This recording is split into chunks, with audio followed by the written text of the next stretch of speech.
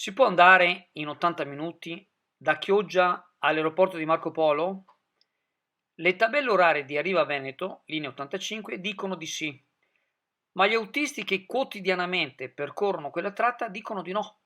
Il problema è che quell'ora e 20 minuti di percorso standard, stabilita dagli accordi tra la società di trasporto e la città metropolitana, concessionaria di servizio, non può prevedere i molti inconvenienti che possono capitare lungo il tragitto: il traffico urbano a Chioggia, gli incidenti, l'affollamento che fa perdere tempo alle fermate e persino gli autovelox sulla Romea che, come rivela l'esperienza, sono tarati con una tolleranza risicata che costringe gli autisti a precedere con un occhio la strada e uno al tachimetro.